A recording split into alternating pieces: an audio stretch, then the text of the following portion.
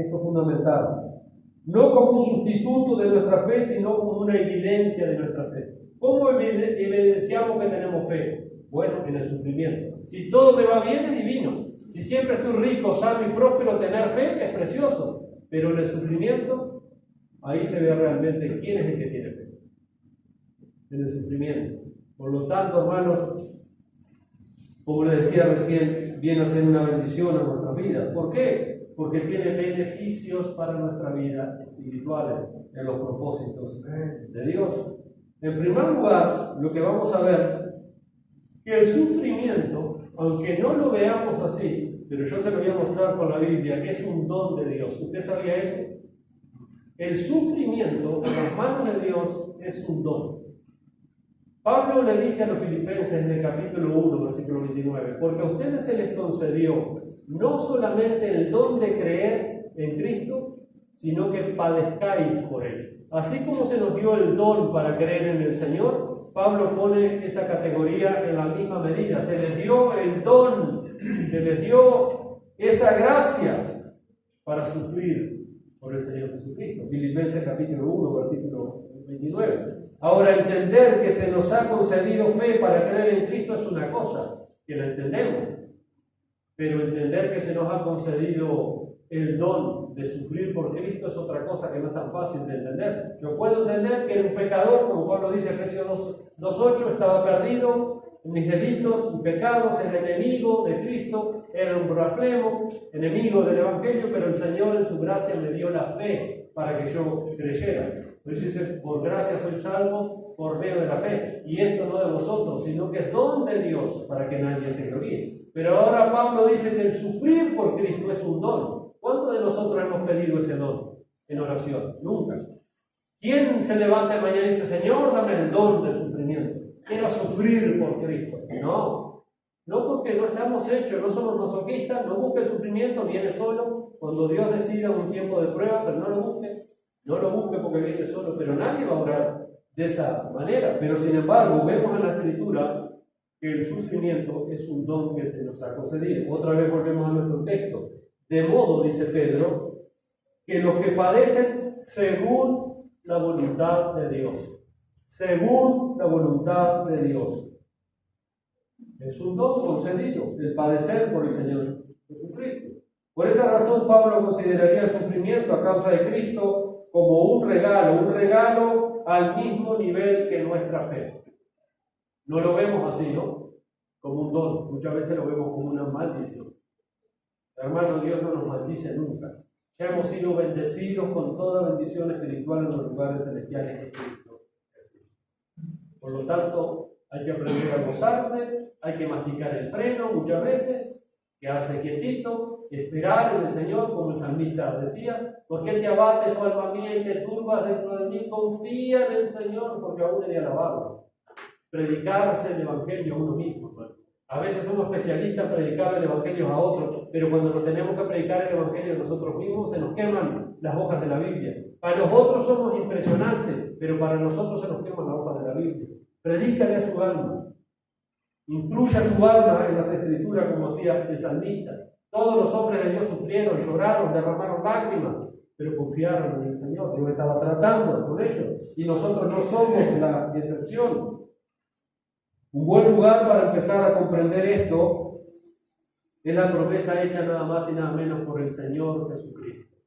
El Señor Jesucristo, hermanos, nunca le doró la píldora a nadie. El Señor Jesucristo habló las cosas como ninguna otra persona. Fue transparente y sincero. En Juan 16:33, un pasaje que la mayoría lo conocemos de memoria, en el mundo tendréis aflicción. Algunas veces, siempre vamos a tener. Si hay algo que sobra en este mundo es aflicciones, hermano. Problemas, tristezas, dolores de corazón, dolores de alma, dolor del cuerpo. También cuando no un achaque es otro, me curo de algo y me duele lo otro y así. El Señor fue claro.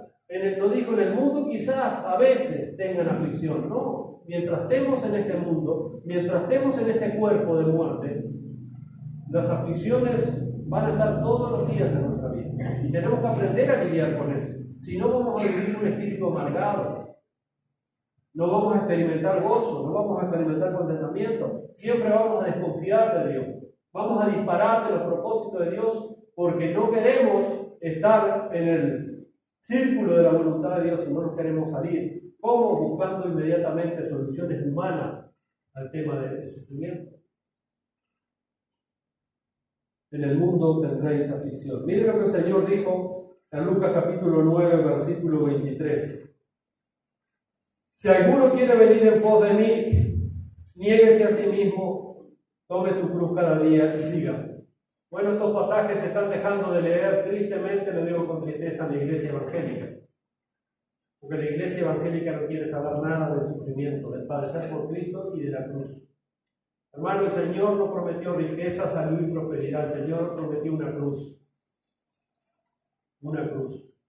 Acá lo está diciendo. Está mirando a las multitudes que lo seguían. Muchos lo seguían simplemente para recibir beneficios temporales. Muchos lo seguían por los milagros que hacían, por alguna enfermedad temporal, pasajera. Pero cuando el Señor empezó realmente a enseñar las demandas del reino de Dios, dice que muchos de sus discípulos ya no andaban con él. En una ocasión pasó eso, cuando empezó a hablar de que no come mi carne y bebe mi sangre, entonces no tiene parte en el reino de Dios. Y muchos dijeron, se complicó la cosa, esta enseñanza es gravísima. ¿Quién puede oír esta palabra? Es durísima. Y el Señor no suavizó el mensaje. Nosotros tenemos la costumbre, porque si no la gente se ofende. Hermano, el Evangelio es blanco o es negro, nunca es gris. El Señor no doró la píldora, no arrancó los oídos. Ustedes también quieren irse, le dijo a sus discípulos. Y Pedro contestó bien en esa ocasión, ¿a dónde vamos a ir? Solo tú tienes palabras de vida eterna. Por más difícil que se ponga la cosa, Señor, te vamos a seguir. Y el Señor dice, si alguno quiere venir en pos de mí, niéguese a sí mismo, tome su cruz cada día y sígueme. Ahora usted imagine, ¿qué cree que entendió la audiencia original que escuchó a Jesús decir eso? ¿Qué entendieron ellos? Ellos entendieron perfectamente lo que el Señor les estaba diciendo a aquellos que querían seguirle, a aquellos que querían ser sus discípulos. Ellos entendieron claramente cuando el Señor mencionó, tome su cruz cada día y síganme. La cruz era el instrumento de tortura y de humillación y de muerte más cruel en ese momento. Yo me lo imagino, habrán abierto los ojos así. El Señor les promete eso. Cargue su cruz, tome su cruz, niéguese a sí mismo y síganme. Y ellos entendieron perfectamente a lo que estaban siendo llamados, a padecer por él. Es tremendo lo que el Señor dice allí. Cuando un cristiano toma esa cruz, renuncia por completo a sí mismo sin importar el costo que eso pueda hacer para seguir a Jesús. Sufrimos, nos sacrificamos para seguir a Jesús y luego el Señor continúa allí en Lucas 9:24 y dice, porque todo el que quiere salvar su vida, la perderá. Todo aquel que quiere salvar su vida, la perderá. Pero el que la pierda por causa de mí, la hallará. Esto parece una paradoja. Pero cuando perdemos la vida en Cristo es la única manera de salvarla, de hallarla. Cuando rehusamos a negarnos a tomar la cruz de Cristo, vamos a perder nuestra vida, nuestra alma. Por eso dice en el versículo 25, allí, pues ¿qué aprovecha el hombre si gana todo el mundo y al final va a perder su alma? ¿Te vas a perder? Te vas a perder. ¿No estás dispuesto a negarte, a tomar la cruz, a padecer por Cristo? Entonces quieres salvar tu vida acá, pero al final la vas a perder. Pero si pierdes tu vida acá por causa de Cristo, la hallarás, tendrás vida eterna. Por eso parece una paradoja esto. Para realmente salvar nuestra vida hay que perderla, pero perderla en Cristo. Y el Señor fue muy claro con la demanda que hace a todos los que le estaban escuchando. Así que el cristianismo, por más que hablemos del sufrimiento que es parte de nuestra vida, pero el cristianismo no es una práctica ascética. El apóstol Pablo condenó el ascetismo cuando habla, por ejemplo, su carta a los Colosenses, capítulo 2. El ascetismo era una práctica pagana de las religiones paganas, donde ellos pensaban que por medio del sufrimiento autoinfligido, ellos iban a purificar su alma. Ellos iban a ser más puros, iban a ser más espirituales. Por eso se mataban a hambre, no comían, no se bañaban, se acostaban arriba de piedras, se lastimaban. porque eso ellos tenían pensado que iba a purificar el alma. Y sin embargo, Pablo le dice a los colosenses: cuidado con esas cosas. El cristiano no es un masoquista. No andamos buscando sufrimiento por el mero hecho de sufrir. No, el sufrimiento no es el fin. El sufrimiento es un medio solamente en las manos de Dios y en la soberanía de Dios en la vida de sus hijos. Pero cuidado con esas prácticas. Pablo lo condenó. Hoy en día todavía hay religiones que se pegan, se cortan, se laceran, no comen, porque ellos piensan que de esa manera van a purificar el alma. Así que no somos ascéticos ni tampoco somos estoicos. El estoico era una persona que no se le caía una lágrima. El estoico era una persona que siempre estaba firme de brazos cruzados. El sufrimiento no puede mover mi voluntad, el sufrimiento no puede mover mis emociones. Sin embargo, hermanos, todos los grandes hombres de la Biblia lloraron, derramaron sus almas delante de Dios. El versículo más corto de la Biblia, ¿se acuerdan qué dice? Jesús lloró. No somos estoicos, no somos ascetas, somos hombres y mujeres de carne y hueso, que sufrimos por los que sufren, lloramos por los que lloran y reímos por los que reímos. Pero en medio de todo eso Dios está obrando, mis hermanos. Y esto es lo bueno de todo eso del sufrimiento. Alzaré mis ojos a los montes, ¿de dónde vendrá mi socorro? Mi socorro viene de Jehová, que hizo los cielos y la tierra. Hermano, yo no sé cuál es tu sufrimiento hoy, cuál ha sido en el pasado, pero hay que saber lidiar con esto. No te amargues, no angusties tu alma. Es un trato de Dios contigo para conocerle, para experimentar el carácter de Cristo en tu propia vida, fortaleciéndote en su gracia, en su amor, en su bondad, para que estés preparado para que hoy o mañana que va a venir otra generación y tú ya has pasado por eso, estás fogueado, puedes hablarle, puedes comprenderle, puedes compadecerte con él, porque has pasado por esas cosas.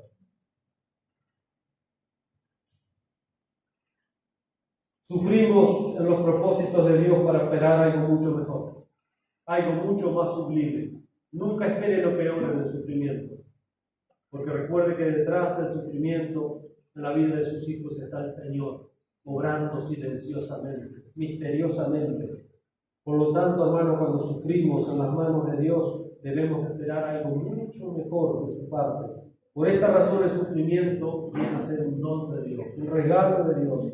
Pero ¿qué es lo que esperamos en ese proceso? Bueno, eso nos lleva entonces a empezar a escudriñar en las Escrituras el propósito que Dios tiene en el sufrimiento. ¿Para qué Dios nos hace sufrir? No por qué. ¿Para qué Dios nos hace sufrir? Bueno, Dios tiene propósitos buenos, sublimes, puros, santos, amorosos, aún en medio del sufrimiento. El primero que encontramos en las Escrituras es que muchas veces, no siempre, pero muchas veces cuando estamos pasando por un momento de sufrimiento es para que crezcamos en santidad. Nosotros tenemos un llamado a ser santos, así como el Señor es santo. Y muchas veces por medio de la aflicción utilizada por Dios, somos santificados. Miren lo que dice, por ejemplo, en el Salmo 119, que no se sabe si fue David, si fue Esdras, si fue Moisés, no se sabe quién escribió este Salmo, pero es palabra de Dios. Y dice ahí en el versículo 67.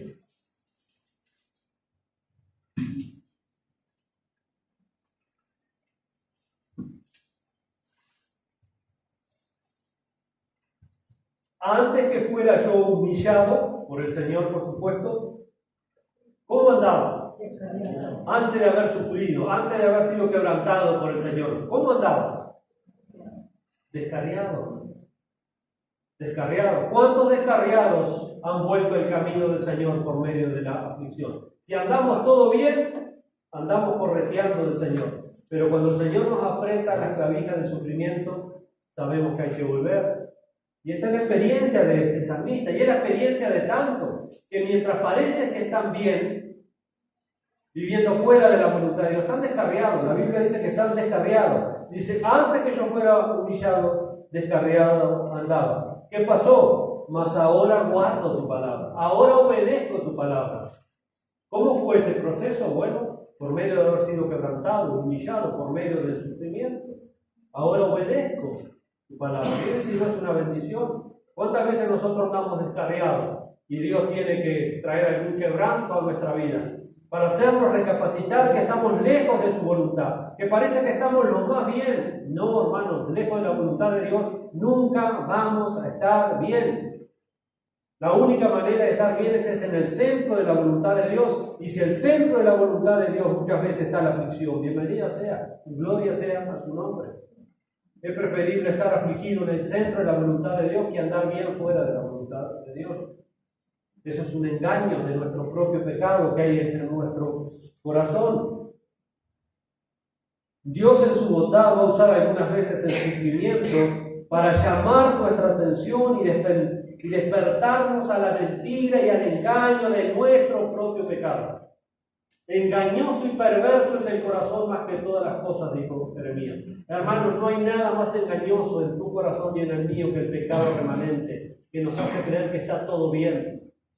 Y Dios, por medio de la aflicción, nos despierta de ese engaño, de ese sueño que el pecado nos ha hecho quedar dormidos espiritualmente. ¿Recuerdan el pasaje de Hebreos capítulo 12, versículo 1? Por tanto, nosotros también, teniendo alrededor nuestro tan grande nube de testigos, despojémonos de todo peso y del pecado que nos asedia para poder seguir corriendo la carrera que tenemos por delante. La versión de la Biblia de las Américas dice: y despojarnos del pecado que tan fácil nos enreda. Y es tu propio pecado. No es el pecado del hermano, del fulano, es de tu propio pecado que está en tu corazón. Y Dios tiene que traerte por medio de la aflicción. Tiene que hablarte por medio de la aflicción. Y como dijo el salmista, antes que yo fuera humillado por el Señor, andaba descarriado, pero ahora sí obedezco su palabra. Hermanos, Dios va a usar muchas veces el sufrimiento. Dios no va a susurrar, pero como no hacemos caso en el susurro, entonces va a empezar a gritar en el sufrimiento para que reconsideremos. Muchas veces, no siempre, pero muchas veces. Sabemos que para el cristiano el sufrimiento nunca es una condena en nuestra vida de parte de Dios, porque Pablo dice en Romanos 8:1 que ahora pues no hay condenación para los que están en Cristo Jesús. Así que nunca piense que Dios le está condenando por medio de tal cosa que está sufriendo o padeciendo. No hay condenación para los que están en Cristo Jesús. Solo Dios está usando eso como un propósito para traernos al arrepentimiento y a la fe muchas veces, y para restaurar áreas de nuestra vida que están dañadas. El sufrimiento, hermanos, puede ser la bendición de Dios para despertarnos muchas veces. Es la única manera muchas veces. ¿Cuánta gente ha vuelto a la iglesia después de mucho tiempo porque ha vivido una tragedia, le ha pasado esto, lo otro, y Dios lo ha traído? Si es una oveja del Señor, va a venir, podrá estar descarriado como anduvo el salmista, pero al final vino por medio de la aflicción. ¿Alguno escuchó C.S. Lewis? Ya murió en el año 60 y pico. Fue un gran periodista, escritor, apologista cristiano, inglés, que escribió, por ejemplo, las crónicas de Narnia. Escribió muchas cosas, algunas que compartimos y otras que no, pero él hizo también una apología del sufrimiento cristiano. Y él dice en uno de sus libros: el dolor insiste en que se le atienda. El dolor insiste en que se le atienda. Imagínese si usted, hablamos de un dolor físico, por ejemplo. Si usted tiene un dolor de muela, qué feo el dolor de muela. El dolor es una alarma que Dios ha puesto, es una bendición el dolor, porque yo sé que hay algo que está mal en mi cuerpo. Si no tuviéramos dolor, los sensores del dolor, no llegaríamos a un promedio de vida ni de 10 años. Gracias a Dios por el dolor. Si usted tiene un dolor de muela, ¿qué va a hacer? Hay algo que está mal. Se va a ir a atender ese dolor. No va a estar toda la vida con dolor de muela. No va a andar toda la vida con dolor. Va a hacer algo desesperadamente. Hay un dolor allí. Y ese dolor lo va a llevar a que usted busque soluciones. Por eso Lewis dice: el dolor insiste en que se le atienda. Y luego dice: Dios nos susurra en nuestros placeres, habla en nuestras conciencias, pero grita en nuestro dolor.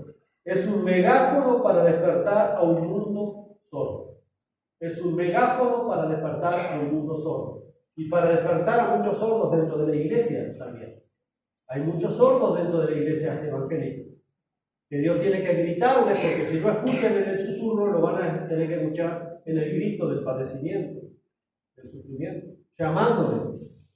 En segundo lugar, mis hermanos, no solamente que el sufrimiento a la mano de Dios aporta la santidad del creyente, pero en segundo lugar, el sufrimiento en las manos de Dios produce perseverancia y paciencia. ¿Cómo perseveraríamos en la fe, en la vida cristiana, si no fuera por medio de obstáculos difíciles, de sufrimientos, de padecimientos? Sería muy sencillo, ¿verdad?, si no tuviéramos nada de eso. Pero justamente en el dolor, en el sufrimiento, ahí es donde nace la paciencia, la perseverancia. La perseverancia de saber esperar, de saber aguantar, de saber soportar.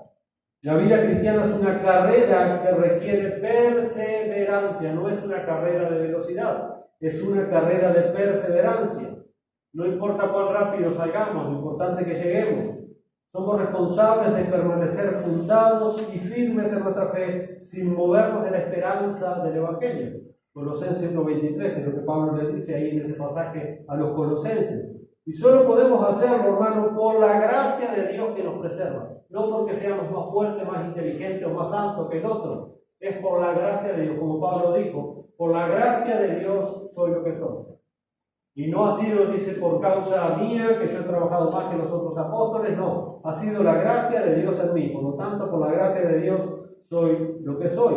Ahora bien, ¿de qué manera Dios nos da la gracia para perseverar? Porque si perseveramos es porque estamos recibiendo el socorro de la gracia del Señor.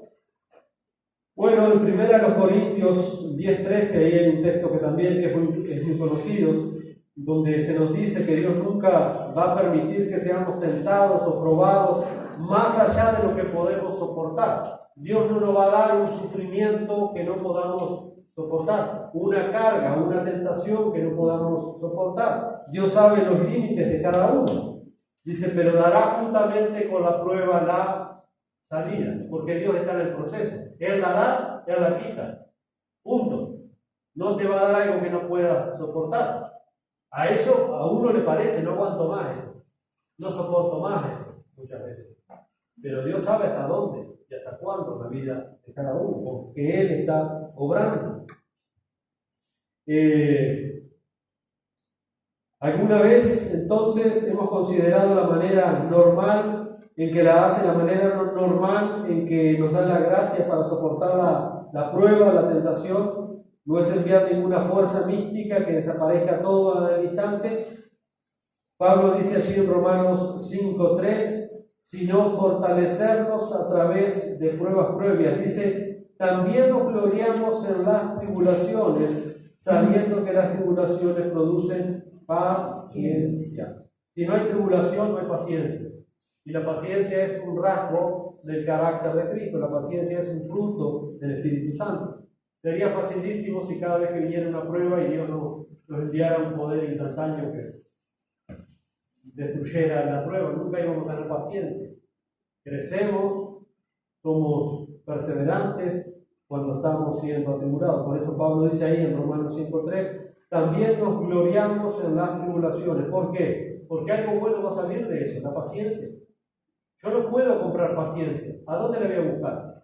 No puedo tomarme 1 litro de paciencia para la prueba del mes que viene, ¿no?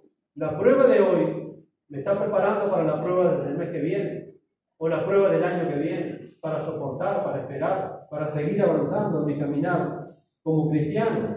Así que produce, hermano, paciencia, el sufrimiento, produce perseverancia. Bueno, quizá la dificultad que estemos sufriendo hoy es la manera en que Dios nos va a ayudar a perseverar en una prueba futura, como les decía recién. Dios nos está preparando quizás para otras cosas. Por lo tanto, necesitamos perseverancia para terminar esa carrera, y la prueba es una de las principales formas en que Dios hace crecer nuestra perseverancia. La prueba produce paciencia. La prueba produce paciencia. En tercer lugar, el sufrimiento también nos hace madurar, crecer espiritualmente. Nos hace crecer, nos hace madurar. Cuando vamos a la carta de Santiago, en el Nuevo Testamento, encontramos la misma idea de perseverancia que Pablo expone en Romanos capítulo 5, versículo 3, que citamos hace un ratito. Santiago dice en el capítulo 1, versículos 2 y 3, hermanos míos, tened por sumo gozo, recuerden que Pablo dice en Romanos 5, 3, que nos gloriamos en las tribulaciones, sabiendo que la tribulación produce paciencia. Y Santiago dice, hermanos míos, tened por sumo gozo cuando se hallen en diversas pruebas. En diversas pruebas, hay diversidad de pruebas, de aflicciones, sabiendo que la prueba de vuestra fe produce desesperanza, tristeza, rencor, amargura, enojo. Si eso produce en tu vida, entonces el problema está en tu corazón, que no estás entendiendo cómo funcionan las cosas. Acá dice, primero que me tengo que gozar, sabiendo que está produciendo paciencia. Sabiendo que está produciendo paciencia. Pero la paciencia no es un fin en sí, porque Santiago continúa diciendo un poquito más adelante, mas tenga la paciencia, versículo 4, mas tenga la paciencia su obra completa para que seáis perfectos, es decir, completos y cabales, sin que os falte cosa alguna. ¿Ven cómo Dios usa todas esas cosas para equipar nuestra alma con el fruto del Espíritu Santo? ¿Ven cómo Dios nos poda, como el labrador poda los pámpanos para que demos mucho más fruta? Y su nombre sea glorificado. Con el tiempo experimentar la suficiencia de la gracia preservadora de Dios produce esperanza, no en nosotros, sino también en Dios. Como Pablo dice ahí, sabiendo que la tribulación produce paciencia, y la paciencia prueba, y la prueba esperanza. Y la prueba esperanza. Sabremos, como instruye Pablo, que cada vez más lo que significa ser fortalecidos en el Señor y en el poder de su fuerza. Efesios capítulo 6, versículo 10, cuando Pablo dice claramente que el creyente está a las 24 horas del día en una lucha espiritual, y comienza diciendo ahí en Efesios 6, 10, fortaleceos en el Señor y en el poder de su fuerza. La prueba también, la mano. ¿De dónde saca fuerza la prueba? Del Señor. ¿De dónde saca fuerza del sufrimiento? Del Señor. Fortaleceos en el Señor y en el poder de su fuerza. Entonces, ¿queremos ser útil en las manos de Dios? ¿Queremos servir a los propósitos de Dios? ¿Queremos servir en el reino de Dios? ¿Queremos tener una fe madura, una fe fuerte? ¿Queremos estar arraigados, cimentados, seguros como cristianos, un andar estable en nuestra vida espiritual? Bueno, estas cosas pasan cuando entendemos la palabra de Dios, es decir, lo que Dios nos ha revelado en ella, no lo que Dios no nos ha revelado en ella. Entender la palabra de Dios, comprender la palabra de Dios, no lo que Dios no nos ha revelado en ella. Ahora bien, todos nosotros conocemos la diferencia entre conocer algo en nuestra mente y realmente actuar y vivir de acuerdo a ello. Hay una gran diferencia entre tener un conocimiento pero experimentar aquello en nuestra propia vida. Muy a menudo, al parecer, lo que toma el conocimiento principal de la palabra de Dios y la función en nuestros corazones es la adversidad. A través de la adversidad vemos que las promesas de Dios son probadas y prevalecen. Experimentamos su fidelidad. La adversidad parece ser una de las principales herramientas de Dios para desarrollar la madurez y purificar nuestra fe. Este punto lo voy a enseñar, lo leí muy rápido, lo voy a enseñar más detenidamente el domingo que viene, porque hay muchas más cosas que vamos a ir viendo. Pero creo que por ahora es suficiente. Después vamos a ver cómo la palabra de Dios empieza a producir una cantidad de frutos más en nuestra vida y cómo es de gran bendición en nuestra vida. Por lo tanto, que Dios nos siga ayudando a entender y a comprender lo que Dios ha revelado en su palabra para el beneficio de su iglesia, y el sufrimiento es parte de eso, mi querido. Amén. Padre, te damos gracias por tu palabra en esta hora. Nos gloriamos, Señor.